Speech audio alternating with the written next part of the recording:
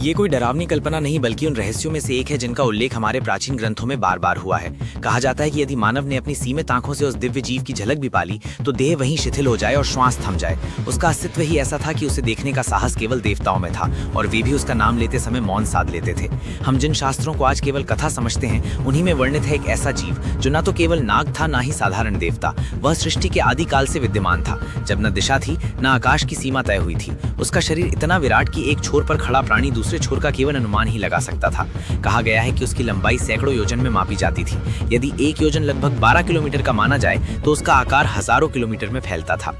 ये वही जीव था जिसके कुंडलित शरीर पर पर्वत टिकते थे और महासागर उसकी श्वास से उफन उठते थे।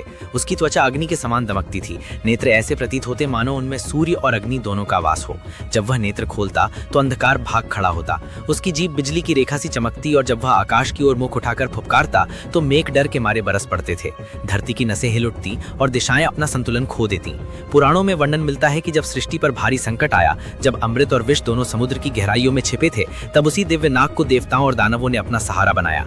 मंदराचल पर्वत उसके शरीर पर ऐसे लिपटा जैसे कोई तिनका लिपट जाए।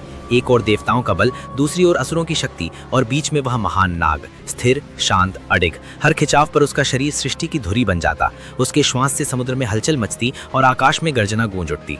लेकिन सबसे बड़ा रहस्य यहाँ नहीं, उससे भी आगे छिपा है। इतना विराट, इतना प्रचंड, इतना भयावह जीव भी स्वयं को केवल एक आभूषण मानता था। वह किसी सिंहासन पर नहीं बैठा, किसी लोक का स्वामी नहीं बना, बल्कि उसने स्वयं को समर्पित कर दिया उस चेतना को जो सृष्टि से भी परे है। वही चेतना जिसे हम शिव कहते हैं। जिस नाग का शरीर ब्रह्मांड की सीमाओं को छूता था, वह शिव के कंठ में सिमटकर हार बन गया। सोचो, जो स्वयं पहाड़ों को थाम सकता है, वह यदि किसी के गले में सहज विश्राम कर रहा हो तो उस महाशक्ति का स्वरूप कैसा होगा। इसी कारण शिव को महाकाल कहा गया। वे केवल मृत्यु के स्वामी नहीं, समय के भी पार हैं। उनके लिए विशाल और सूक्ष्म में कोई भेद नहीं। उनके लिए ब्रह्मांड भी उतना ही छोटा है जितना एक कण।